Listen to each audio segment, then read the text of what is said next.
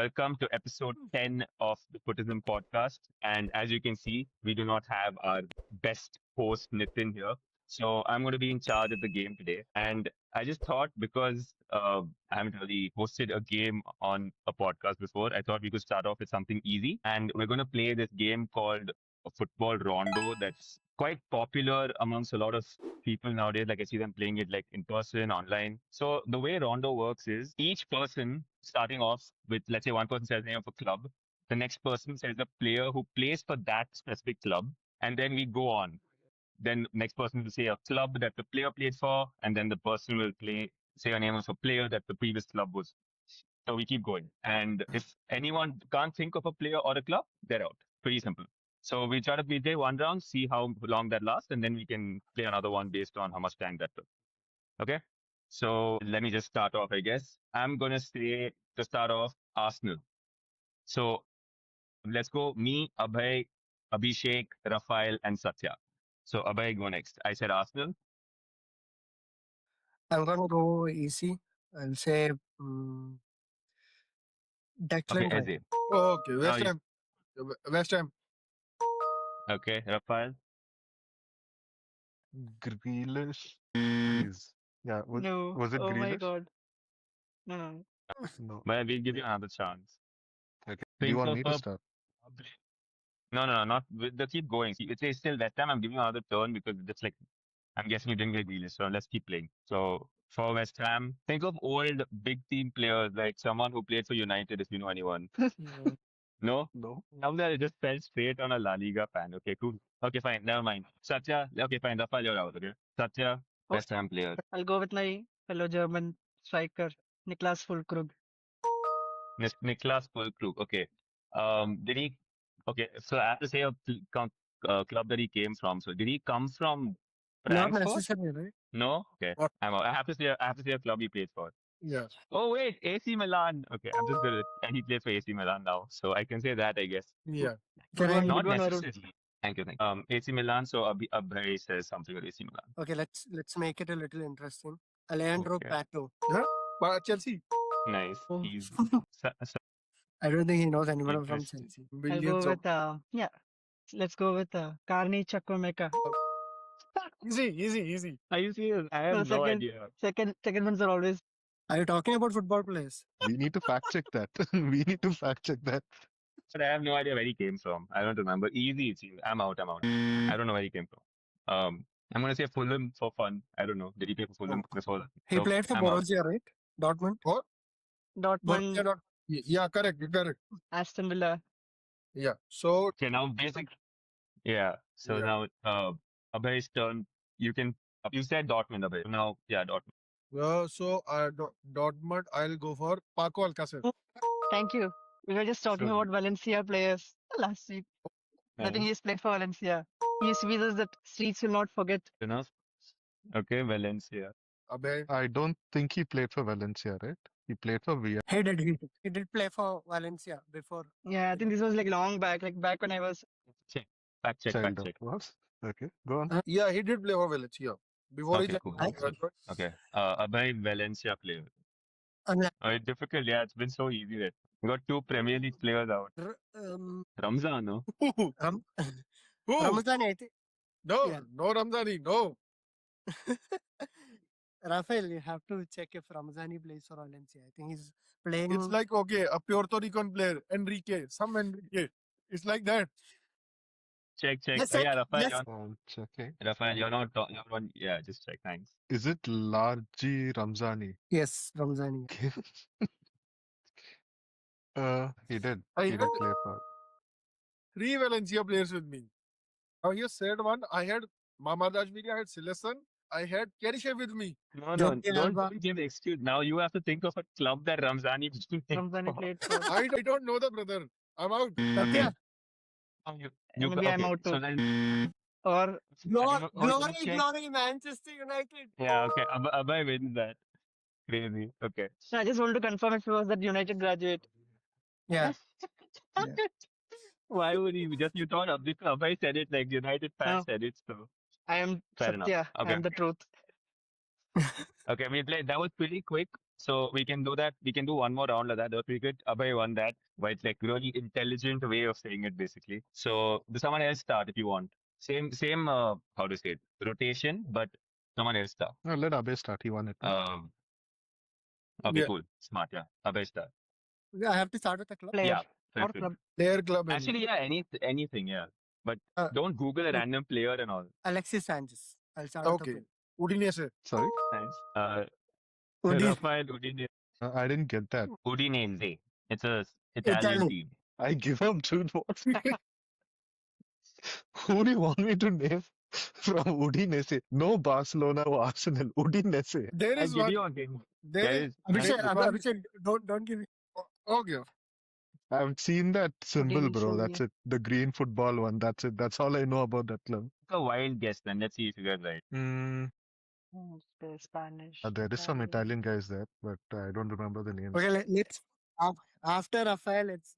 Yeah, it's Satya. Bro, Satya, wait, I- Rafael doesn't get it, Satya. But nobody fact check. I mean, let someone who's finished before fact check. Satya, don't fact check because you're next. Bro, I don't know my Italy well. He might be. Rafael, take a wild guess, Rafael. Udinese. Nobody, bro. I think I'll go with Paulo Dybala.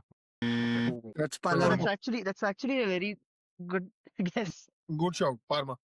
Palermo. Palermo. Pink Oh, jersey. it's Anyone finished. else? Has Samuel Eto'o Udinese. played at Udinese? Eto'o? Hmm. No, not Eto'o. Satya, I think you should quit right now. Actually. I'm Actually. so glad I got this. Bro, there's some like 15 class he's played. Bro. Pretty sure like he would have played. Satya, you're out. Okay, I Bruno get to fact check. Fernandes. Yes. Bruno Fernandes. Yes. Oh shit.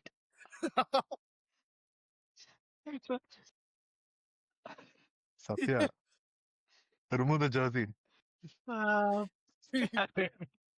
it. Yeah, guys, I'll be back. Bro, this was during his buddy team Yeah. time. He played. Oh, no. Okay, Abhay, keep going. He's only played for 3 clubs. Yeah. No, Satya, bad. man. Guys, I'll always Okay, be an Arsenal fan. Okay, let's. Okay, Bruno again. Circling back to. Okay. Easy. Manchester United. So many. He's making it difficult. Oh. Zaxi. Xerxes, Bayern. Could have said someone less for that. That wasn't hard. You were taken to Bologna and then. Okay. Really Bayern. hard. Acha? Who's next? You You. No, after me. Oh, Abhishek. Abhishek. don't mess with me. Last time you did that. I mean, I can't think of a player. Okay, let's You go. can't think easy. of Bayern? I mean, whom we can't. Ah. Like, let's say, yeah. I will go Frank Ribery. Yeah. Did Ribery? Yeah. Fiorentina. Yes. Fiorentina. Are you saying that like surely or are you guessing that? So we have to check. I'm 200% sure. He played for Yeah, he Fiorentina went to Fiorentina. after he left Bayern. Yeah, he did. Cool. Okay, Mario Gomez. Okay. Can I go back to Bayern Munich? Yeah.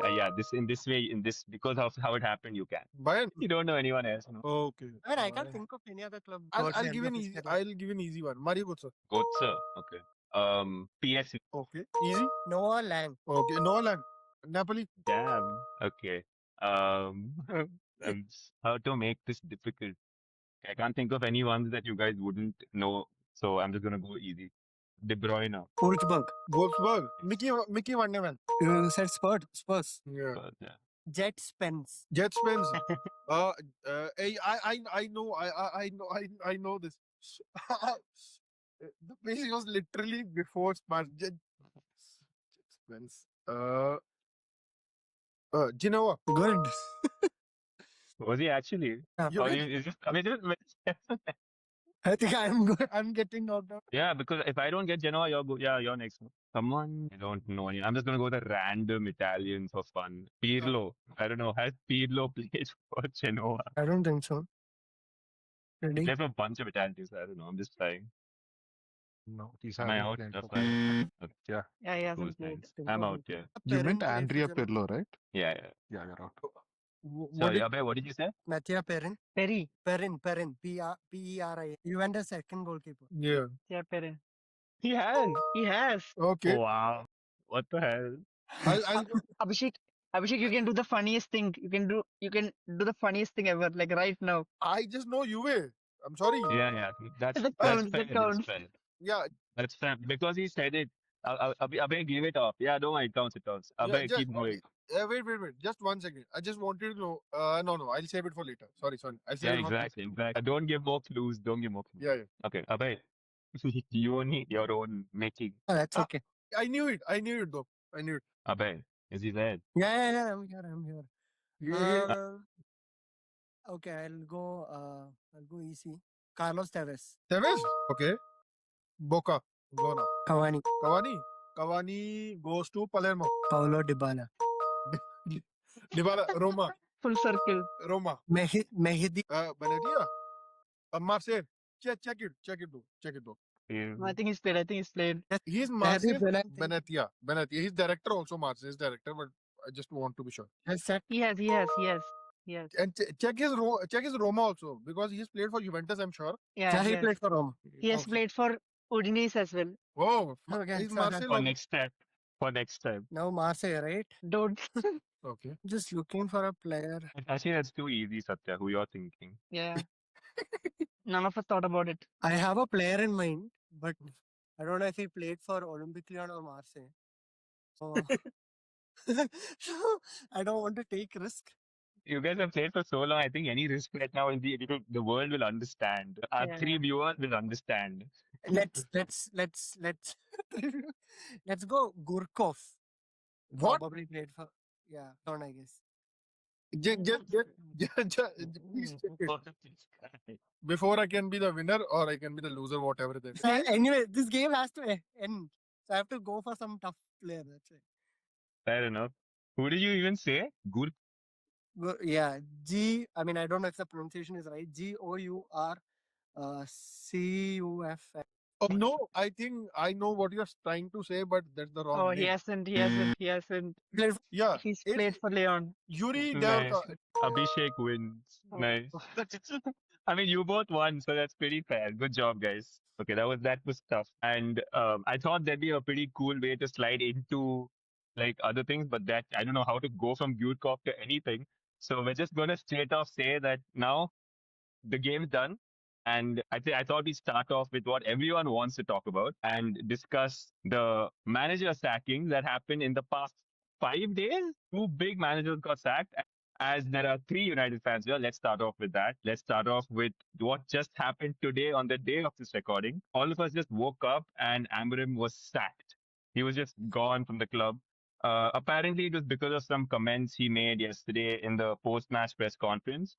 He said that he thought that he was supposed to get the job of a manager and he was being like termed the head coach, and that didn't have everything that he would have liked to have. He didn't have as much control, and that's basically what he said in his press conference, which seemed like he was saying a lot of frustration. I'm just going to ask you guys what you guys think about the whole situation. So let's start off with let's get like a neutral perspective first, just for fun.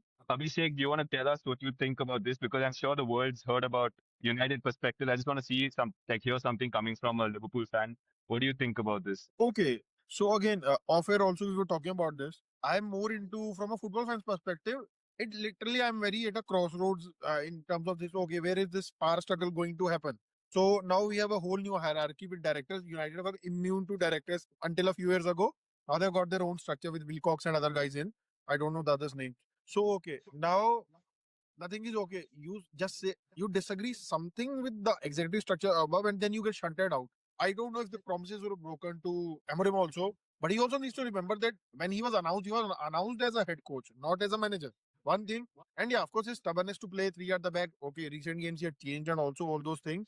But I'm looking more into the thing Amorim sacking or even the Maresca sacking before that. We're coming to that. More of these new emerging power struggles within the club. Earlier, Sir Alex, he was the boss and other things. But now what I see is that, okay, the new coaches, even if they will be termed head coaches, they'll have to slowly earn the power. Like Arteta did. Even Klopp, for that matter, we always have had a transfer committee. Since Rodgers' time, it was not that powerful. Then Klopp came slowly, like 6 years into his tenure, Klopp became that powerful. So, okay, now there's going to be a process and everything.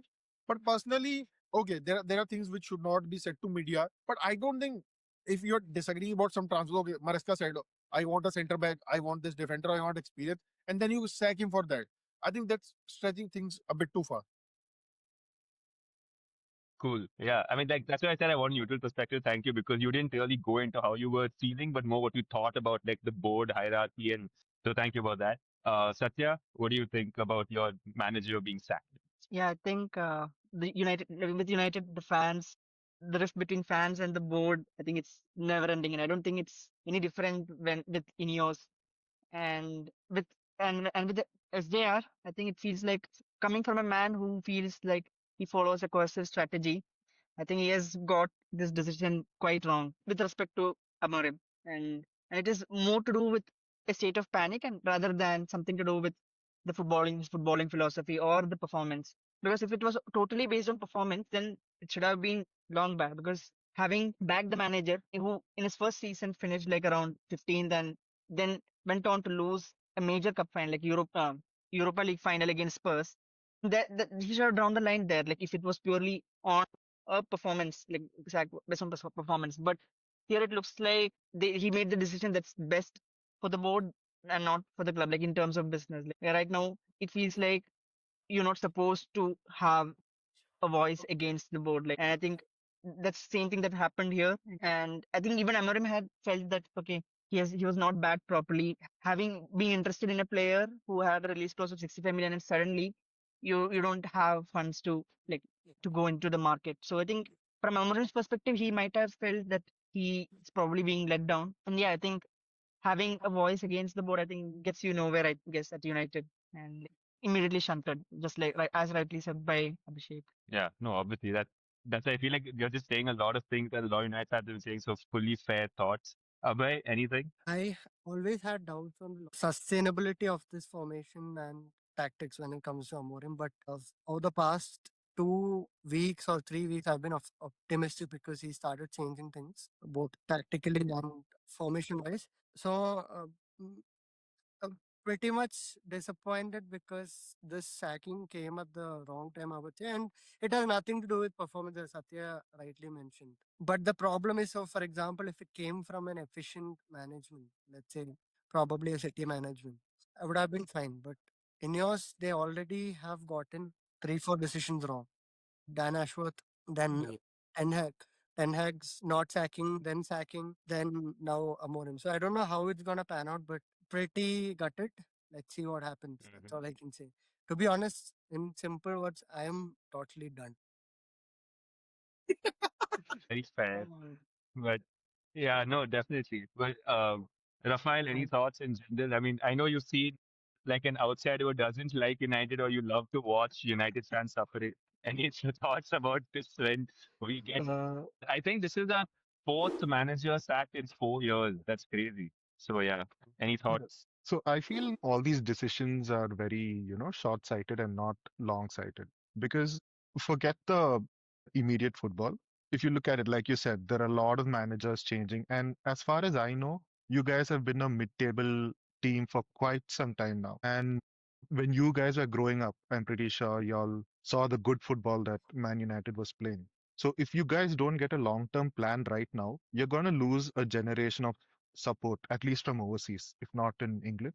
Definitely overseas, Yeah. you're going to lose supporters because I don't see small kids picking See, up United shirts anymore. So that is one good thing to look at because from what I know that United has one of the best supporters across the globe. And if you're going to lose that, that's a big blow for you guys. time to make some kits. I mean, no, Uh, but that's the thing. Like you just said, picking up shirts, and I feel like as kids, we used to pick up shirts of like players we looked up to. So like even now, like the kids are wearing like they're wearing Al Nassr jerseys and stuff because they know that Ronaldo's so big. And honestly, United aren't making big signings. Like they're not making any signings that people can be like, yes, that's a player like kids around are gonna pick up jerseys of. Like kids are not thinking about how the board thinks. They think about, oh wow, there's a great player in there. And I feel like obviously Fernandez, but I don't think the kids are looking for technical creativity. They want goals. So we don't really have like a big goal scorer at United, and we haven't had for a long time.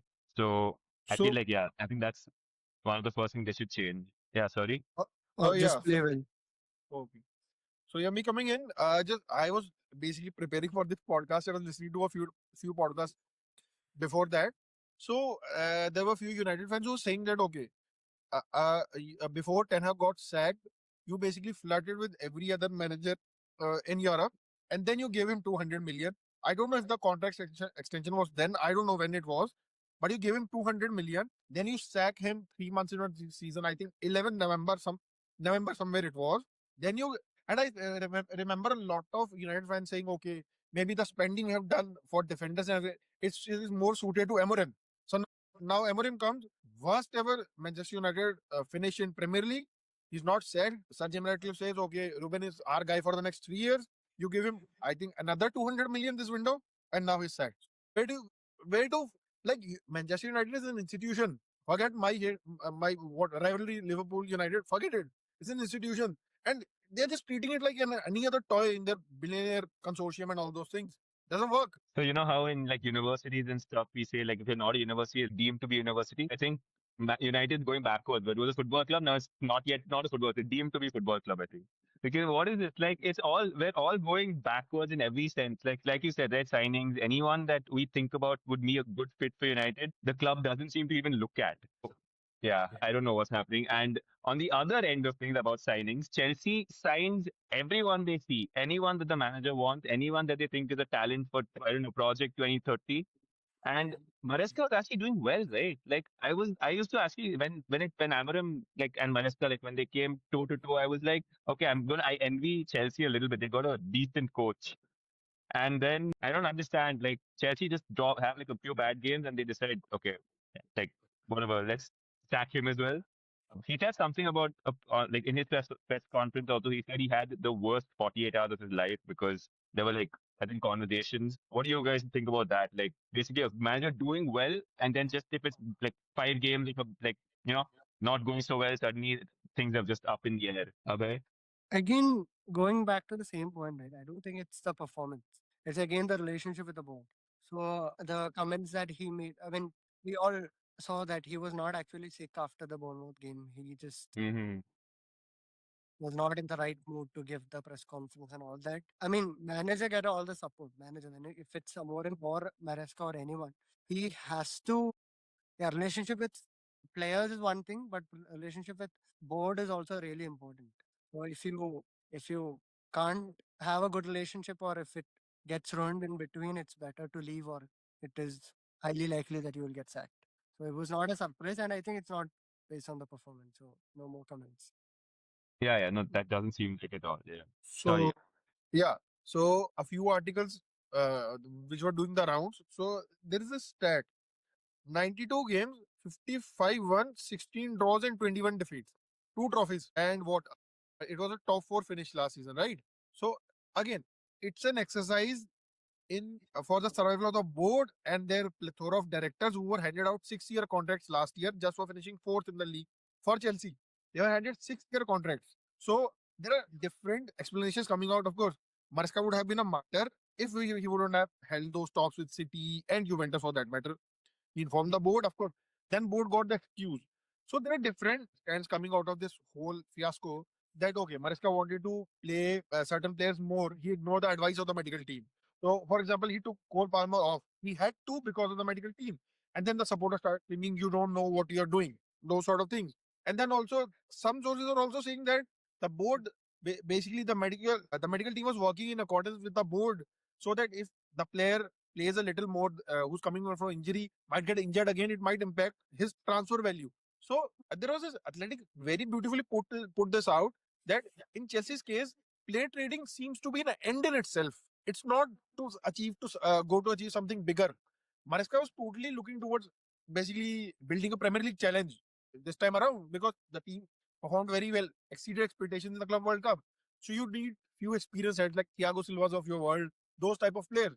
But then again, the board was not handing out. He came out, he voiced his frustration.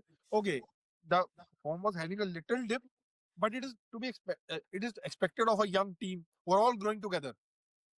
And still, again, I have this friend who's a Chelsea fan. I always say one thing: how you can go and spend $1.2 billion or pounds, whatever the currency is, and you're still short of a top class striker, don't have top Mm. class centre back, goalkeeper everyone knows, and arguably what are the bench also? Sorry, I forgot the bench. So Maresca, when he looked at the bench, they're all 18, 19-year-old kids. Sometimes you need experience to close out games. You need those endos of the world which we have. or Milner's in our time previously, right? So again, strategy is muddled, as Athletic said. It is wrong with the board. And again, as a football fans, I was not happy with Maresca going away, basically. Yeah, yeah. No, of course, dude. Like, I mean, the fact that they had like a, even if though they did, I think they didn't win one for 7 games, or like they just won one in 7 or something. Yeah. But funnily enough, they still had a pretty big impact on the title race last night.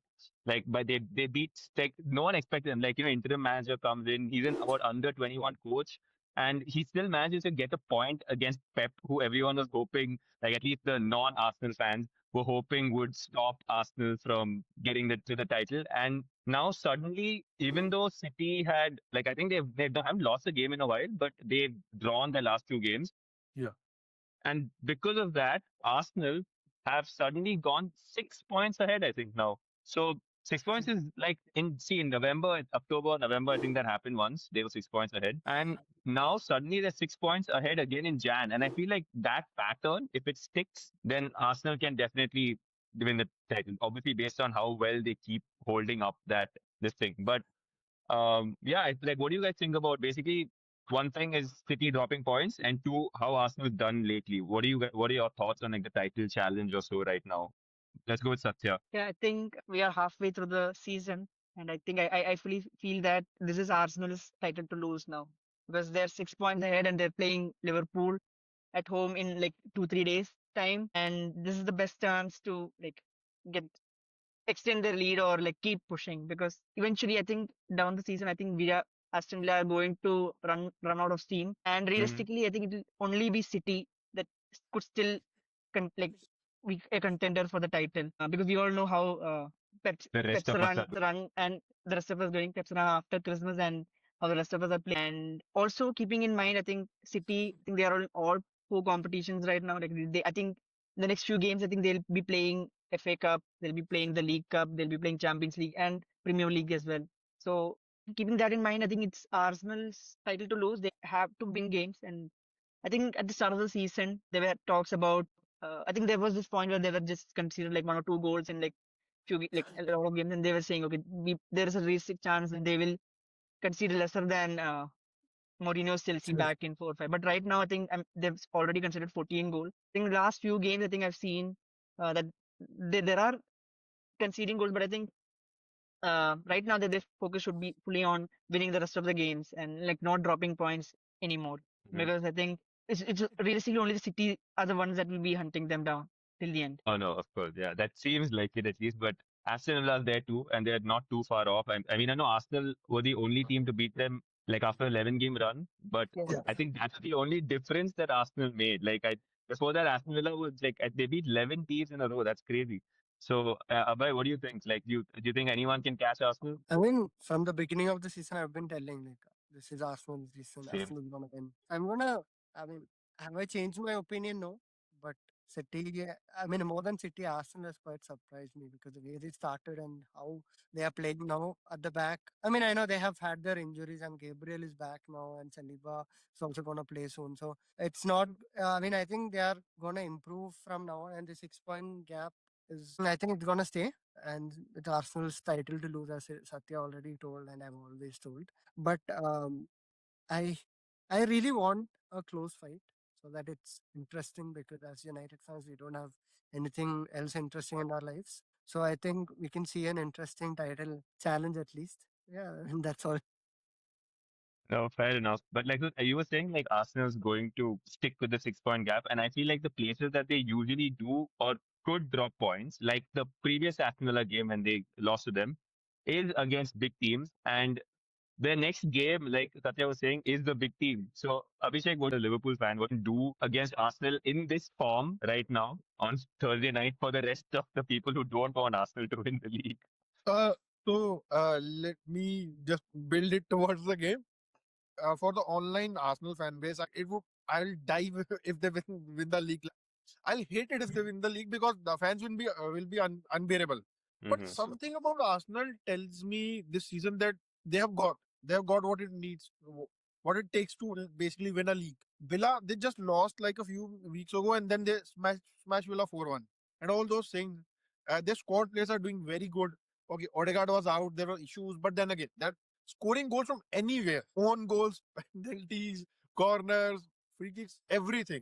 And mind you, City have got Diaz and Guardiola injured last night. So again, this is going to also this is also going to impact the race and all those things.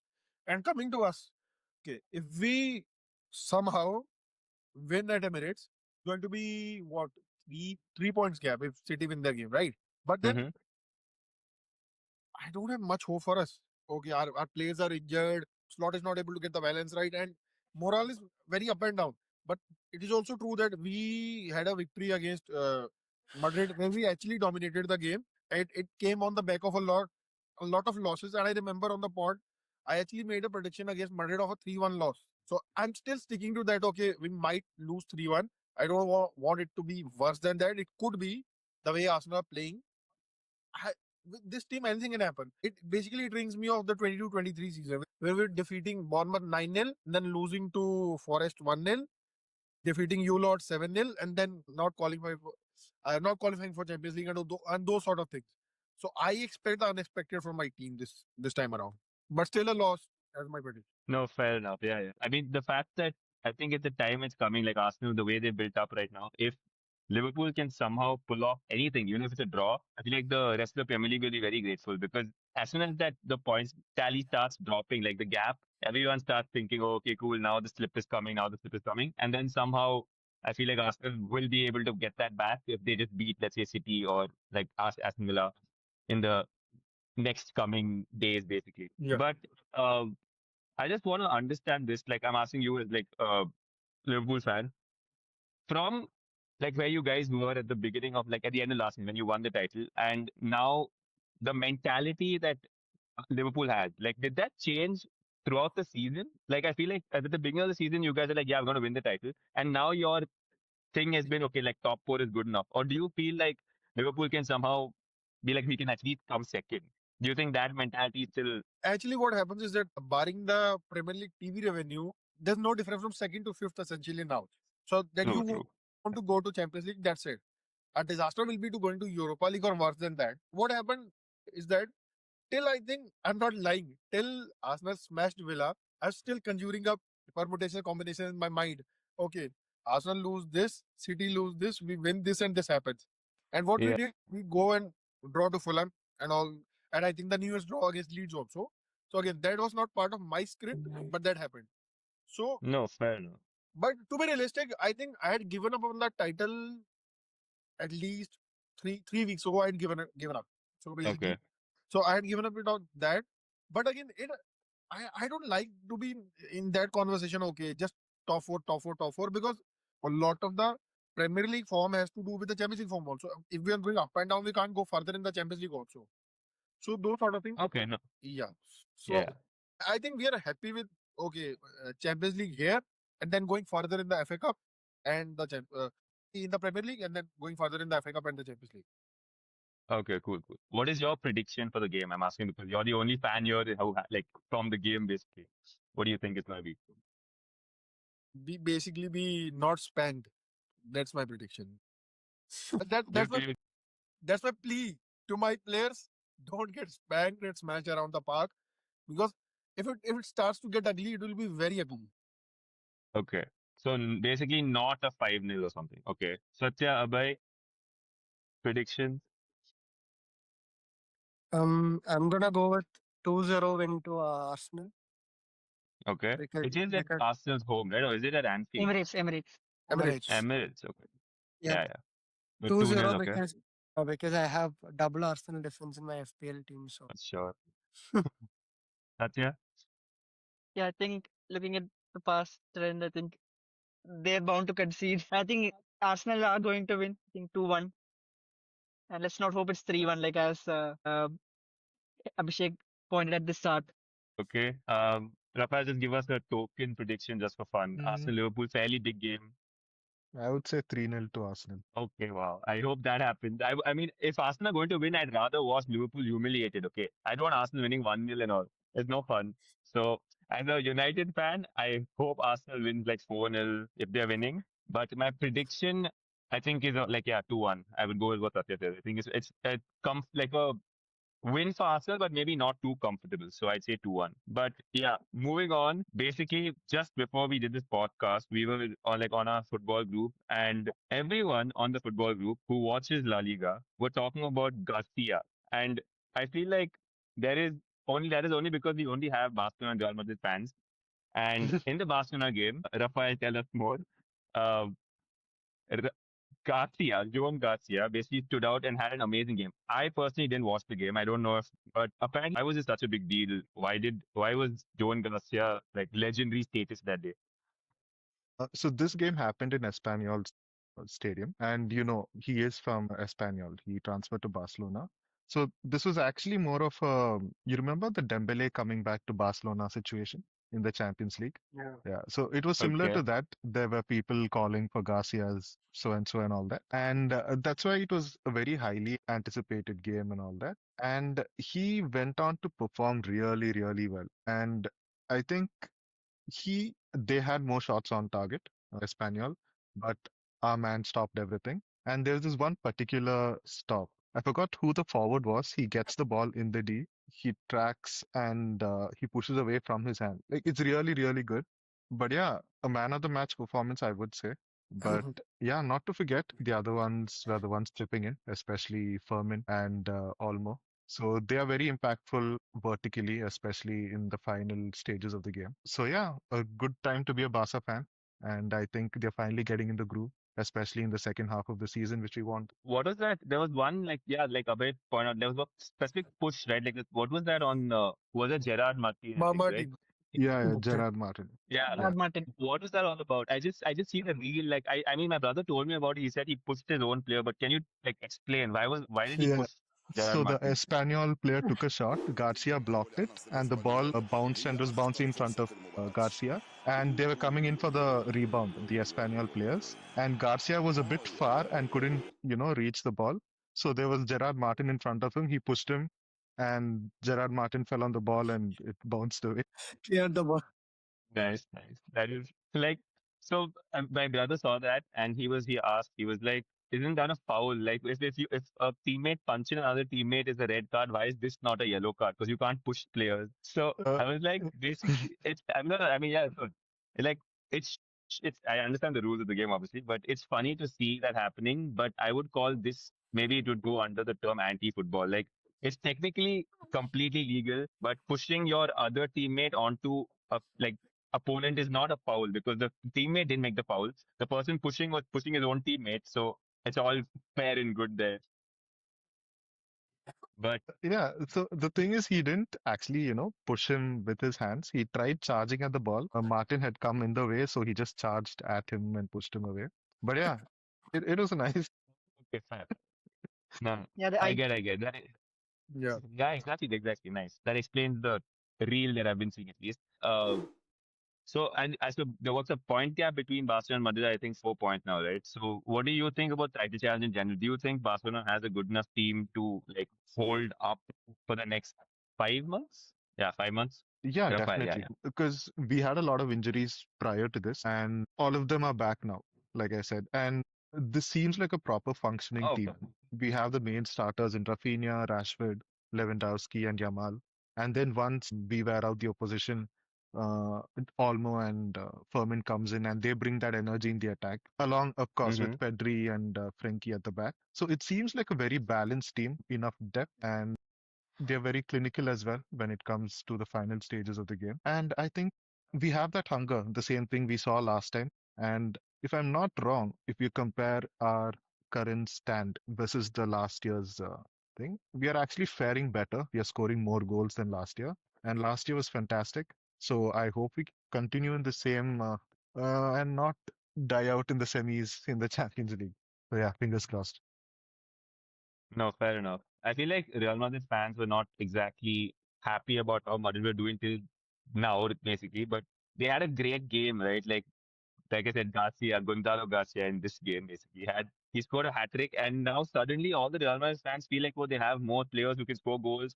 Otherwise, they were just complaining basically. So just to get like a Premier League perspective, Abhishek, what do you think about Real Madrid's improvement, let's say, over the last game or so? And do you think they in any way stand a chance of competing, or is Rafael right in saying that Barcelona and Hansi Flick just have it all covered. Basically, looking now, Barcelona are better place to win it. Of course, the points gap is there and all those things are there. But still, for my liking, who likes Barcelona a lot, 4 points is still a little, a shaky gap basically, which can be overcome. A few draws here and there, and I think the second El Clasico is still pending for the season, right?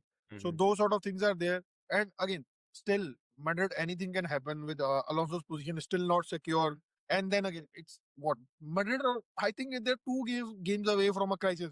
Two draws or one loss and a draw away from crisis of those sort of things. But yeah, the goal which Gonzalo Garcia scored, his hat-trick goal was a superb backheel. Superb backheel.